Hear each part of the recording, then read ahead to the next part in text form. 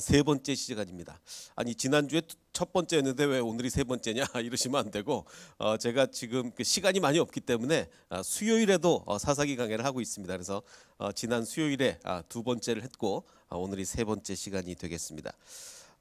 우리가 이제 예수님의 탄생을 이야기할 때 예수님이 전혀 우리의 뭐 하나님의 아들이시니까 굳이 인간과 어떤 관계도 하실 필요가 없죠. 뭐 성령으로 잉태를 하셨고 그래서 그냥 어떻게 보면 하늘에서 뚝 떨어지신 거라고 생각을 할 수 있는데 사실은 성경은 그렇게 묘사를 하지 않고 예수님이 하늘에서 뚝 떨어지신 분이 아니라 아브라함과 다윗의 자손 예수 그리스도라고 소개를 합니다. 마태복음에 보면 분명히 다윗의 자손이라고 이야기를 하죠. 물론 성령으로 잉태를 하셨습니다만 그래도 설명을 할 때 다윗의 자손이라고 하면서 족보까지 장황하게 우리에게 이야기를 하고 있습니다. 그래서 하나님의 아들이 이 땅에 오실 때 왜 하늘에서 이렇게 뚝 떨어진 게 아니란 말이죠. 다윗의 자손의 족보를 따라서 이 땅에 오셨단 말입니다. 그럼 왜 그러느냐? 왜 그러느냐? 저는 사실 이거를 대학 시절부터 굉장히 궁금했습니다. 굳이 다윗의 자손이라고 하실 이유도 없고 뭐 실제로는 생물학적으로는 다윗의 자손도 아니시고 뭐 그런데 굳이 다윗의 자손을 이렇게 강조할 필요가 있을까? 근데 굉장히 이제 수십 년간 뭐 제가 신학을 공부하면서도 계속 의문을 가졌었는데 저의 수십 년간의 궁금증을 풀어준 책이 바로 이 사사기입니다. 사사기야말로 다윗의 자손이었다는 그 이유를 우리에게 설명해 주는 책이죠. 지난 수요일 날 했던 사사기 강의 두 번째 시간에 핵심 몇 가지만 잠깐 요약을 해드리면 구약 성경을 보면 이 12지파 간의 지파 주도권 경쟁이 분명히 눈에 띄입니다. 정말 이 12지파 간에 아주 치열한 경쟁이 있었는데 그게 여호수아 시대까지는 전혀 부각되지 않다가 여호수아는 아주 강력한 리더십이 있었기 때문에 그 강력한 리더십 안에 이 지파 간의 갈등이 없었어요. 그런데 이제 여호수아 지나고부터 뭐 온갖 뭐 서로 전쟁도 하고 뭐 난리 나는데 사실 주도권 경쟁은 창세기 때부터 있었습니다. 창세기는 르우벤이 장자니까 당연히 뭐 당연직 리더였다가 이것이 창세기 끝날 때는 리더십이 어디로 넘어갑니까? 요셉에게 넘어가요. 요셉은 두 아들이 각각 지파가 되잖아요. 그래서 원래 이스라엘의 장자는 두 배의 몫을 받죠. 장자는 두 배의 몫을 받는데 요셉이 두 아들이 다 지파가 됐다는 것은 두 배의 몫을 받았다는 얘기고 다시 말해서 새로운 영적 장자가 된 겁니다. 육신의 장자는 아니지만 요셉이 장자의 역할을 맡아 나가는 거예요. 분명히 창세기에 의하면 그렇습니다. 근데 이것이 그 역할이 출애굽기와 레위기에 오면서 리더십이 누구에게 넘어가냐면 레위 지파로 리더십이 넘어가죠. 그래서 모세와 아론이 영적으로 또 정치적으로 사회적으로 리더십을 발휘하면서 리더십이 레위 지파에게로 넘어가게 됩니다. 자, 그런데 여호수아는 스스로 에브라임 지파였지만 정말 중립을 철저히 지켰어요. 자기 지파한테 유리한 건 요만큼도 안 했습니다. 그래서 사실 여호수아 때는 아주 지파 간의 문제가 없었죠. 갈등도 없었고 전쟁도 없었습니다. 자, 그런데 이제 사사기로 넘어오자마자 바로 유다 지파의 리더십을 강조합니다. 그 사사기는 유다 지파를 부각시키면서 이제 곧 유다 지파를 통해서 다윗 왕이 올 거고 결국은 메시아까지 이어지는 그 시발점이 바로 사사기인 거예요. 사사기가 없으면 안 되는 겁니다. 그래서 사사기의 아예 시작부터 그러죠. 여호수아가 죽은 후에 이스라엘 자손이 이렇게 묻습니다. 하나님, 누가 먼저 올라가서 가나안 족속과 싸워야 됩니까? 그러자 하나님께서 유다가 먼저 올라가라. 그래서 봐라, 내가 이 땅을 그의 손에 넘겨줬다. 그러면서 유다가 잘한 일을 쫙 기록하지 않습니까? 정말 사사기는 유다 지파를 세우기 위해 아예 작정하고 기록한 책이다. 뭐 이렇게까지도 볼 수가 있을 것입니다. 그럼 이제 이런 질문이 가능합니다. 아까 제가 말씀드린 것처럼 아니 하나님 스스로가 이스라엘의 왕인데 왜 다윗 왕이 왜 필요하냐? 하나님이 직접 다스리셔야지 왜 이스라엘의 왕이 필요하냐? 라고 이렇게 답할 수 있습니다. 우리는 사무엘을 잘 알지 않냐? 사무엘 시대에 이스라엘 백성이 하도 왕달라 그래가지고 하나님이 허락한 거다. 그래서 사울 왕을 거쳐서 다윗 왕조까지 이루어지게 됐다라고 이제 답을 할 수 있겠죠. 근데 그 다음 질문이 우리가 답을 못 합니다. 어떤 질문이냐면 오케이, 그러면 이스라엘 백성이 하도 끈질기게 요구를 해서 하나님이 그래 좋다 그러면 왕 줄게 당분간 허락하셨다 하더라도 그렇다면 최단 기간 내에 그냥 왕을 잠깐 세웠다가 왕을 다시 내리고 하나님의 직접 통치, 원래 이게 이상적인 거잖아요. 하나님의 직접 왕으로서의 통치가 이상적이기 때문에 다윗 왕을 잠깐 하도 왕을 달라 그러니까 잠깐 세웠다 내리고 직접 통치를 해야 되는 거 아니냐. 그런데 왜 다윗 왕조가 영원하냐? 그 이유가 뭐냐?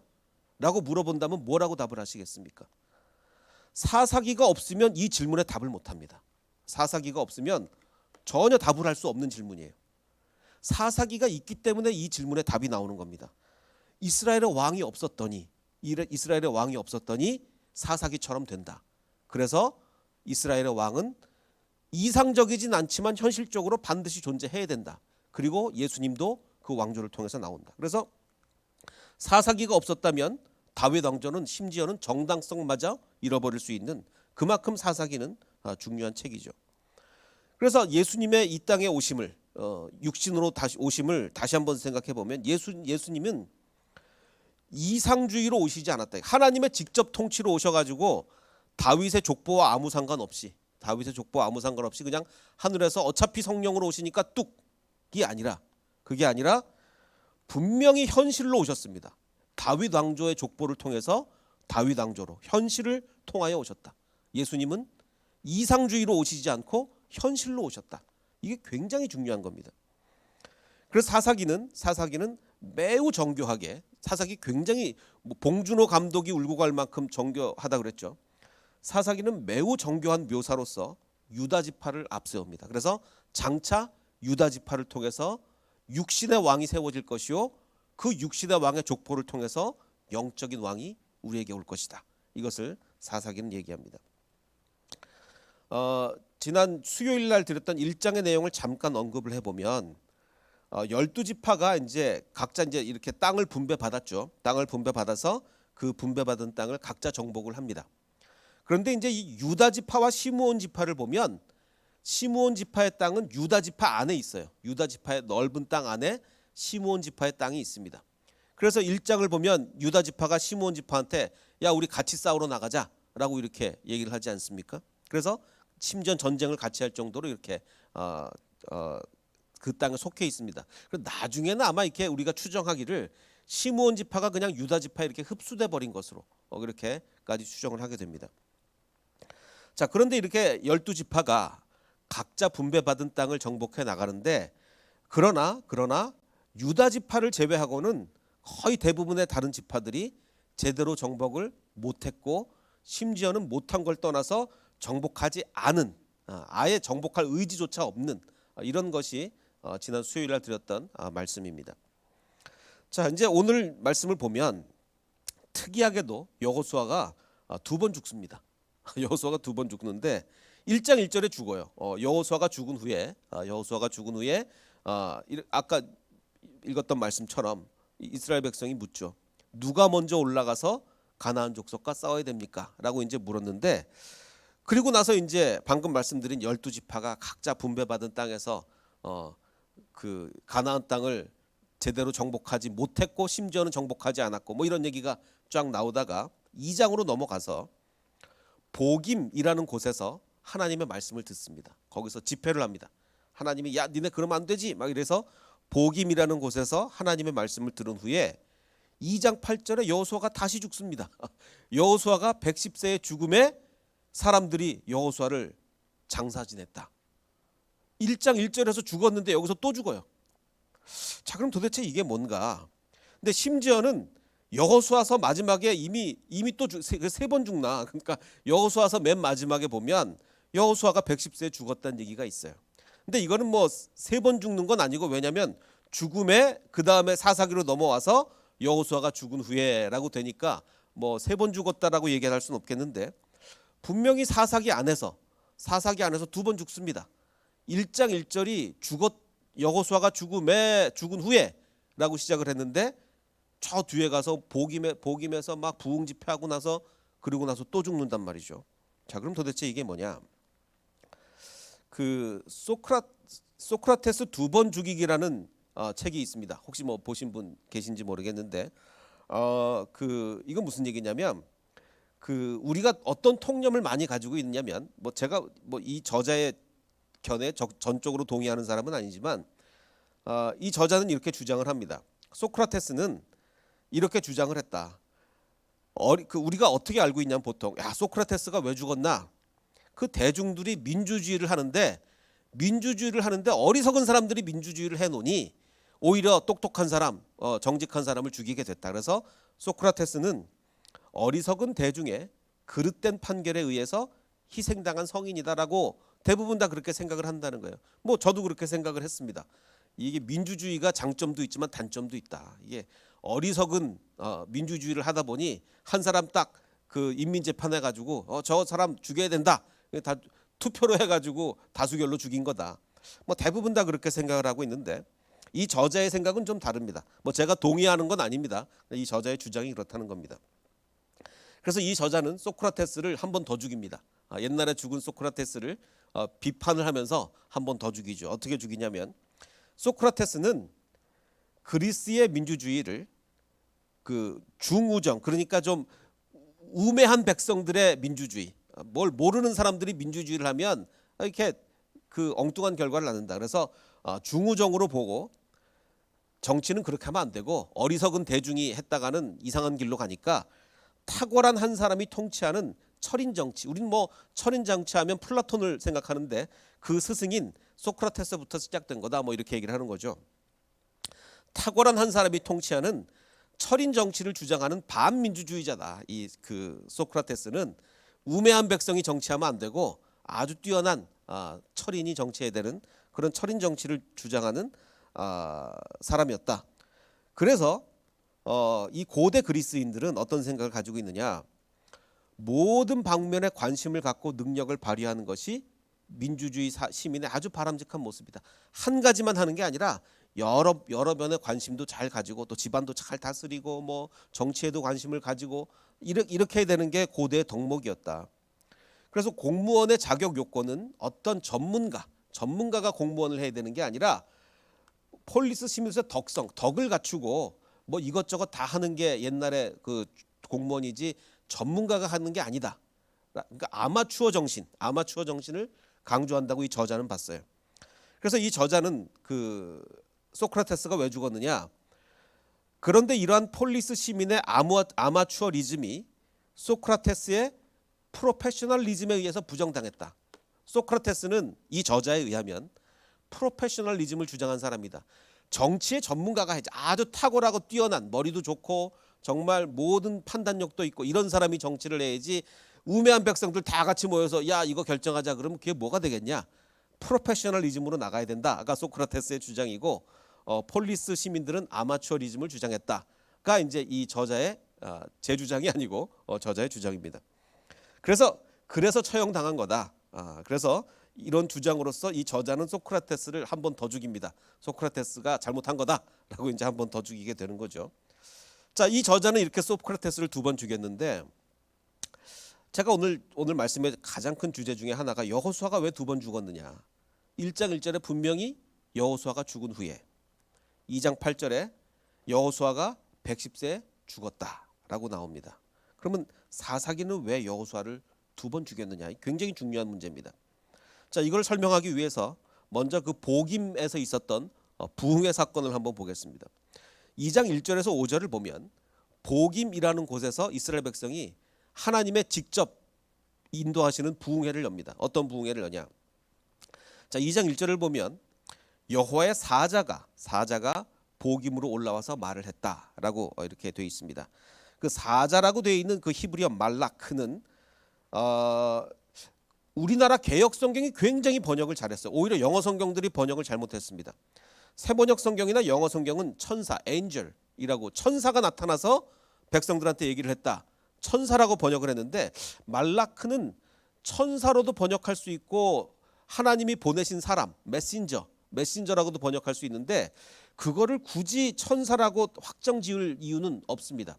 그래서 천사가 나와서 얘기를 했는지 아니면 단순히 하나님의 말씀을 받은 전달자, 메신저가 왔는지는 몰라요. 근데 그거를 영어 성경과 새 번역은 아예 그냥 천사로 못을 박아버린 건데 그건 번역이 잘못됐다고 보여집니다. 그 천사인지 사람인지 몰라요. 사실 구약 성경에는 보면 그 천사가 많이 나오는데 우리는 천사 그러면 늘 날개 달린 천사를 생각을 하죠. 날개 달린 천사를 생각하는데 구약 성경 어디에도 인간과 접촉하는 천사가 날개를 가졌다는 기록이 없습니다. 천사가 종류가 여러 가지인데 뭐 이렇게 그 언약궤를 덮고 있는 이런 그 그룹 천사 같은 경우는 날개가 있지만 인간과 접촉하는 천사는 인간에게 나타나고 이런 천사는 어떤 경우에도 날개가 있다는 기록이 전혀 없어요. 완전히 사람의 모습으로 정말 그냥 겉모양만 봐서는 저 사람이 천사인지 사람인지 구별이 안 가게 그런 모습의 천사가 이제 구약의 천사입니다. 자, 그래서 이제 지금 2장 1절에 여호와의 사자는 천사인지 사람인지는 우리가 알 방법이 없어요. 어쨌든 하나님이 보냈습니다. 복임으로 올라와서 이제 말을 하는데 항상 그렇습니다. 이게 뭐 거의 깨지지 않는 법칙이 하나님이 뭔가 우리한테 얘기하려고 그럴 때 항상 무슨 얘기부터 꺼냅니까? 옛날 얘기부터 꺼내요. 과거 역사 언급부터. 야, 내가 니네 애굽에서 끌어낸 내가 하나님인데 이러면서 정말 예외 없이 이번에도 야, 내가 니네를 애굽에서 올라오게 했고 내가 너희 조상들에게 맹세한 이 땅으로 이 가나안 땅으로 내가 들어오게 했고 내가 그 너희와 맺은 그 언약을 영원히 지금 어기지 않고 있는데 여기서 보니까 내가 니네 애굽에서 다 끌어내고 내가 지금 여태까지 다 이랬는데 니네 이럴 수 있어? 이러시는 거예요. 그런데 너희는 이 땅의 주민과 언약을 맺지 말며 제단을 다 헐어버려라 그랬는데 오히려 언약을 맺고 있고 이방신의 제단을 헐지 않고 있고 거기 섬기고 있고 너희가 내 목소리를 듣지 않았다. 니네 도대체 어찌하여 그랬느냐? 니네 도대체 왜 그랬느냐를 이 메신저가 천사인지 인간인지 모르지만 메신저가 이렇게 얘기를 하는 거예요. 그래서 이제 하나님이 화가 나셨습니다. 화가 나셔서 그 불순종의 결과 이런 판결을 내리십니다. 나는 이제 너희가 그렇게 순종하지 않았으니 나는 그들을 가나안 사람들을 너희 앞에서 몰아내지 않겠다.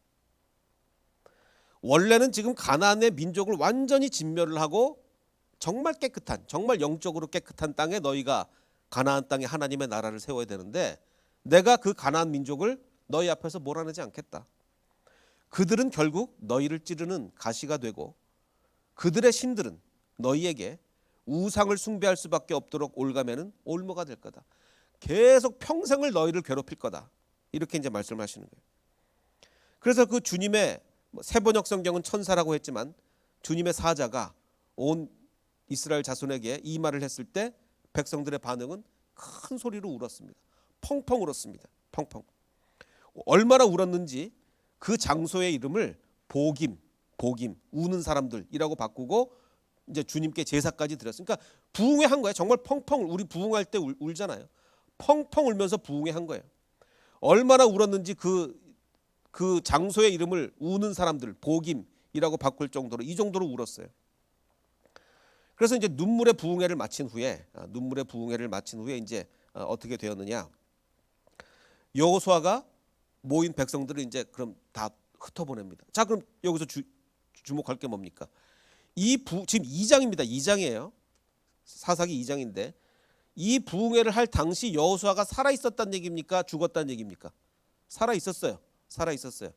부흥회 끝나고 나서 여호수아가 모인 백성들을 흩어 보냈습니다. 자, 살아 있었고 그래서 이스라엘 자손은 자기가 유산으로 받은 땅으로 가서 그 땅을 전쟁으로 열심히 차지했는데 완전히 정복이 됩니까? 안 됩니까? 안 되죠. 하나님이 니네가 불순종해서 그 가나안 민족 내가 안 몰아내겠다라고 방금 말씀하셨잖아요. 이 부흥회 때 니네가 그렇게 불순종하니 내가 그 가나안 민족을 남겨두겠다. 그리고 이제 나가서 전쟁을 하는데 뭐 완전 정복이 되겠습니까? 완전 정복이 되지 않죠.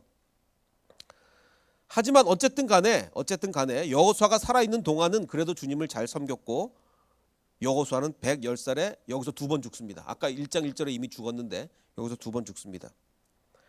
그러니까 사실 시간적 순서로 따지자면 여기서 죽고 나서 그 다음에 1장 1절로 가서 여호수아가 죽은 후에 이렇게 되는 겁니다. 그러니까 1장과 2장은 지금 시간 순서가 어떻게 되는 거예요? 2장이 먼저인 거예요. 2장이 먼저고 그 다음에 여호수아가 죽은 후에 1장이 되는 겁니다.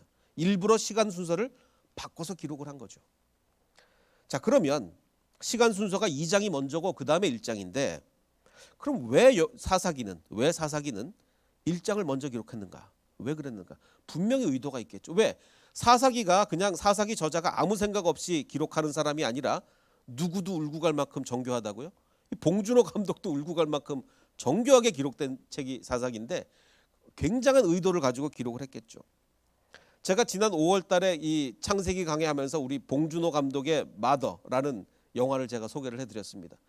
이 영화의 제일 시작이 어떤 장면으로 시작하죠? 이 그 배우가 김혜자 여사님이 정말 그 성실한 여인이 정신이 나간 여인 춤을 추는 정말 미친 듯한 춤을 추는 이걸로 영화가 시작합니다. 근데 이게 시간적으로 처음이 아니에요. 나중에 있는 일을 처음에 보여주는 겁니다. 뭔가를 암시하기 위해서. 마찬가지예요. 이 사사기도 1장이 처음이 아니에요. 2장이 처음인데 1장을 먼저 끌어와서 1장에 뭔가 굉장한 메시지를 주기 위해서 1장을 기록한 거죠. 즉 디테일에 굉장히 강한 사사기, 봉준호 감독보다 더 디테일한 사사기가 1장을 먼저 시작한 이유는 사사기의 시작에서 강조하고, 지금 봉준호 감독이 이 여인이 미친 춤을 추는 거를 강조하기 위해서 갖다 놨듯이 시간적으로 뒤임에도 불구하고 굉장히 1장을 강조하기 싶었기 때문에 갖다 놓은 거예요. 그게 뭡니까? 그게 물어본 거죠. 누가 먼저 올라가서 가나안 사람을 치리이까? 라고 하자 하나님이 유다다. 유다를 강조하고 싶었던 거예요.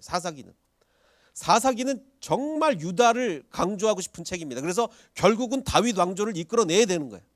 그래서 시작을 시간적으로 처음이 아님에도 불구하고 유다 민족이 가라라는 것을 1장으로 시작하는 거죠. 보라, 내가 이 땅을 그 유다 민족의 손에, 유다 지파의 손에 넘겨주겠노라. 그래서 시작부터 유다의 리더십을 말하고 싶었던 사사기가 일부러 순서를 바꿔놓은 거죠. 이게 첫 번째 이유고, 두 번째 이유는 제가 오늘 설교 마지막에 설명을 드리겠습니다. 자, 그리고 이제 오늘은 2장을 좀 설명을 드릴 텐데, 2장의 내용은 우리가 너무나 잘 아는 내용이에요. 사사기에 그 쳇바퀴 돌듯이 그 이스라엘 백성이 맨날 사사기 뺑뺑뺑뺑 그 쳇바퀴를 돌잖아요. 뭐 너무나 잘 아는 내용인데 11절을 보면 앞으로 이런 내용이 계속 반복될 거다. 계속 반복될 거다라고 하면서 뭐라고 말씀하시냐면, 자, 어떤 쳇바퀴가 돌아질 거냐? 너희가 먼저 주님께서 보시기에 악한 행동을 할 거다. 근데 참 중요한 것은 그냥 악한 행동이 아니라 주께서 보시기에 악한 행동을 할 거다라는 얘기예요. 가나안 사람이 보기에는 전혀 악한 행동이 아닙니다. 바알신을 섬기는 게 뭐가 악한 행동입니까? 그들에게 그 우상을 섬기면서 그들이 행했던 이방 사람들과 똑같이 하는 게 뭐가 악한 일이에요? 매우 자연스러운 행동인데 주님 보시기에는 굉장히 악한 거예요. 그래서 그냥 악한 행동을 했다고 하지 않고 주님 보시기에 악한 행동을 했다는 거예요. 주님 보시기에 악한 행동을 일삼으며, 그래서 하나님께서는 분노하시게 되고, 악한 행동을 하면 하나님이 어떻게 합니까? 이스라엘 백성을 정신 차리게 하기 위해서 약탈자의 손에 그 가나안 민족을 막 일으키셔서 침략을 하게 하죠. 약탈자의 손에 넘겨주셔서 그들은 굉장히 괴로워할 거다. 그러면 하나님께 부르짖을 거고, 그러면 하나님이 사사를 일으켜서 구원해 줄 거다. 그러면 평안이 올 텐데 백성들은 그 평안이 오면 회개하고 완전히 하나님께 섬기는 게 아니라 다시 돌아서서 죄를 짓는다. 그래서 다시 되돌아간다. 이게 뺑뺑뺑뺑 돌 거다를 2장에서 예언을 쫙 해놓고 그 다음에 이제 첫 번째 사사, 두 번째 사사 이렇게 되는 거죠. 그래서 2장에서 정리한 내용을 이 쳇바퀴로 말씀을 제가 여러 번 말씀드렸지만, 첫 번째, 이스라엘은 항상 범죄를 합니다. 그럼 하나님이 이웃 나라를 통해서 치게 만들죠. 이스라엘을 쳐서 심판을 하십니다. 그럼 이스라엘 백성은 너무 힘드니까 하나님께 살려달라고 부르짖어요. 그러면 하나님이 사사를 보내십니다. 그럼 그 사사를 통해서 하나님이 이스라엘 백성을 구원하시죠. 구원하면 오랫동안 평화가 옵니다. 뭐 40년이 오기도 하고 뭐 짧게 오기도 하고. 근데 평화가 오면 이제 여기서 끝이 나야 되는데 반드시 뭘로 돌아가냐면 범죄로 돌아간다는 거죠. 반드시. 그럼 이제 다시 쳇바퀴를 또 한 바퀴 더. 그러면 하나님이 또 심판하시고 부르짖으면 또 사사 보내서 구원하시고 또 평화가 오면 또 거기서 끝나야 되는데 반드시 또 범죄로 돌아간다는 거죠. 이게 뭐 쳇바퀴 돌듯이 돌아진다는 겁니다. 그래서 이제 이것을 첫 번째 사사였던 온니엘에 어떻게 적용이 되는가를 보면 3장을 보면 여러 민족의 딸을 데려다가 자기 아내로 삼고 막 가나안 민족과 통혼을 하는 거예요. 그리고 바알을 막 섬기는 거예요, 이스라엘 백성이. 그러자 하나님이 어떻게 하십니까? 메소포타미아의 왕 손에 넘겨주십니다. 그러니까 8년 동안이나 메소포타미아 왕의 정말 아주 고통을 당하는 거예요. 그래서 이스라엘 백성은 부르짖습니다. 하나님 살려주십시오. 부르짖으니까 하나님이 한 구원자 온니엘을 사사로 불러주십니다. 그래서 온니엘이 구원합니다. 주님의 영이 그에게 내리시니 온니엘은 전쟁에서 이길 수가 있었습니다. 그래서 무려 40년 동안이나 전쟁 없이 평온해야 됩니다. 여기서 끝나야 되죠. 평온한 걸로 끝나야 되는데 이스라엘 백성은 반드시 뭘로 돌아갑니까? 다시 주님께서 보시기에 악한 일을 저지르게 돼요. 그래서 뺑뺑뺑뺑뺑뺑 이렇게 돌아가게 되는 것입니다. 정말 안타까운. 그러면 이게 사사기 시대에만 있었던 일이냐? 그게 아니죠. 지금 21세기 한국 교회에도 계속 뺑뺑뺑뺑 도는 거 아니겠습니까? 그 얼마 전에 제가 갤럽 그 연구소의 그 홈페이지에 들어가 보니까 지난 4월 달에 발표된 그 통계 자료가 있더라고요. 한국인의 종교가 어떻게 변했느냐. 84년부터 2021년 올해 4월까지 발표가 4월이니까 조사는 조금 더 전에 했겠죠. 자, 1984년까지만 그때도 한국 교회가 굉장히 부흥할 때죠. 정말 80년대는 한국 교회 폭발적 부흥기였습니다. 그래서 이제 84년에 개신교인이 17%예요. 전 국민의 17%가 개신교인이었고, 그래서 계속 부흥을 합니다. 계속 부흥을 해서 20년이 지난 2014년에는 21%. 이게 뭐 별거 아니라고 생각하지만 굉장한 그 부흥입니다. 20년 만에 그 17%에서 21%가 됐다는 것은 굉장히 부흥한 거예요. 자, 그런데 문제는 20년 동안 17에서 21이 됐습니다. 20년 동안 폭발적인 부흥입니다. 자, 그런데 단 7년 만에 그 2014년에서 올해면 7년이죠. 7년 만에 다시 17%로 돌아갑니다.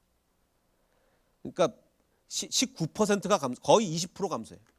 20% 감소하다는 얘기는 기독교인 5명 중에 1명은 7년 만에 교회를 떠났다는 얘기입니다.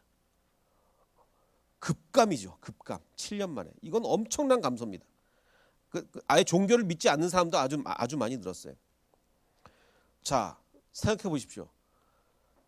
20년 만에 폭발적 증가라고 해서 폭발적 증가라고 해서 20년 만에 17에서 21%가 됐는데 7년 만에 다시 17이 됐고 문제는 이게 2021년 초니까 문제는 2021년부터는 더 빠른 속도로 감소할 거라고 지금 모두가 예상하고 있습니다. 이 코로나의 영향으로 2021년 지금부터는 더 빨리 감소할 거다. 7년 만에 20%가 줄었으면 앞으로는 또 지금부터 20%가 줄는 데는 3, 4년밖에 안 걸릴지도 모릅니다. 정말 위기 중에 위기인 거죠. 그럼 이 한국교회의 위기가 왜 이렇게 왔느냐? 우리가 지금 오늘 아침까지 우리가 지금 야고보서 새벽 기도를 했습니다. 야고보서를 새벽 기도를 했었는데 야고보서가 강조하는 게 그거 아니겠습니까? 내 형제들아, 만일 사람이 믿음이 있노라 하고 행함이 없으면 무슨 유익이 있겠는가? 그 믿음이 능히 자기를 구원하겠는가? 행함이 없는, 자, 그런데 지금 믿지 않는 사람들이 절대로 교회로 안 들어오는 것뿐만 아니라 아예 교회를 손가락질하는 이유는 뭡니까? 니네는 말하고 행동이 다르다는 거죠. 말은 뭐 엄청나게 잘하면서 니네 교인들이 행동하는 게 뭐냐? 교회 세상보다 못하지 않느냐, 교회가. 그런데 세상보다 못한 교회를 우리가 왜 가겠느냐라고 세상 사람들이 말하고 있는 거 아니에요. 그러니까 행함이 없는 믿음은 우리 교인들 자신에게도 유익이 없을 뿐만 아니라 우리 이웃에게도 유익이 없는 겁니다. 아까 우리 복임에서 부흥회 했다고 이스라엘 백성이 얼마나 울었는지 그곳 이름을 복임이라고 바꿀 정도로 울었어요. 전형적인 부흥회 신앙이죠. 그 복임 수련의 그 복임 부흥회 이후에 이스라엘이 변했습니까? 안 변했어요. 그렇게 펑펑 울고 장소의 이름까지 우는 사람들이라고 바꿀 정도로 많이 울었는데 부흥회 이후에 바뀐 게 없다는 얘기죠. 한국교회가 바로 그렇다는 얘기. 부흥회 때 정말 많이 울고 난리를 치는데 부흥회 끝나면 아무것도 바뀐 게 없다는 거죠. 그러니까 야고보서가 믿음이 있노라 하고 행함이 없으면 무슨 소용이 있겠는가. 2장 18절은 이렇게 얘기합니다. 어떤 사람은 말하기를 행함이 없는 너의 믿음을 나한테 보여봐라. 나는 행함으로 내 믿음을 보이겠다. 원래 믿음이라는 건 눈에 보입니까? 안 보입니까? 당연히 믿음은 눈에 보이지 않죠. 믿음은 눈에 보이지 않습니다. 자, 그런데 열매로 나타날 때 눈에 보이는 거죠. 열매로 나타날 때. 그래서 믿음은 반드시 열매로서 보여져야 됩니다. 자, 그런데 우는 것은 믿음을 보여주는 게 아니에요. 우는 것은. 그런데 여태까지 한국교회는 믿음을 어떻게 보여줬습니까? 우는 걸로 보여줬어요. 이스라엘 백성하고 똑같습니다. 우는 걸로 정말 믿음을 보여줬는데 그것은 결코 열매가 아니란 거죠. 자, 오늘 사사기의 구절을 보면 1장 여호수아의 죽은 이후에 정복하러 나갔습니다. 근데 유다 지파를 제외하고는 거의 다 실패했어요. 2장이 뭡니까? 여호수아가 오히려 시간이 거꾸로 가서 그 전에 여호수아가 죽기 전에 복임에서 눈물의 부흥회를 했어요. 눈물의 부흥회를 하고 정복하러 나간 겁니다. 근데 안 되죠. 왜? 눈물의 부흥회의 한계인 거죠. 눈물의 부흥회의 한계. 아무리 울어봤자 소용없습니다. 정교한 책인 사사기는 1장에서 12지파가 왜 완전한 정복에 실패했는지를 얘기하기 위해 먼저 정복 실패했다를 먼저 얘기해 주는 거예요. 순서를 일부러 그렇게 짠 겁니다. 1장 12지파가 그 가나안 땅 정복에 실패했다는 걸 먼저 보인 후에 왜 실패했겠느냐? 시간을 거슬러 올라가서 복임 부흥회로 갑니다. 시간을 거슬러 올라가 복임 사건을 다룬 후에 그 실패한 이유가 단순히 니네가 전쟁을 못해서 진 게 아니다. 이스라엘 백성이 군사력이 약하고 전쟁 못해서 진 게 아니라 신앙의 근본적 문제 때문에 진 거다. 신앙의 근본적 문제. 울기만 하면 뭐하냐? 운다고 신앙이 올라가냐? 아니라는 거예요. 그래서 신앙의 근본적 문제가 잘못된 거다. 그래서 1장을 먼저 기록한 두 번째 이유가 바로 이겁니다. 첫 번째 이유는 뭐 어느 게 먼저 더 중요한 이유인지는 모르겠으나 첫 번째 이유는 유다를 강조하기 위해서, 그리고 두 번째 이유는 우리가 전쟁에서 실패한 이유는 울지 않아서가 아니라 신앙의 근본이 잘못된 거다. 근본. 그래서 참된 신앙은 주님 앞에서 눈물을 쏟는 게 참된 신앙이 아니라 오늘 본문이 우리에게 말씀하고 사사기가 우리에게 말해주는 건 두 가지입니다. 첫째, 하라고 한 일은 해야죠.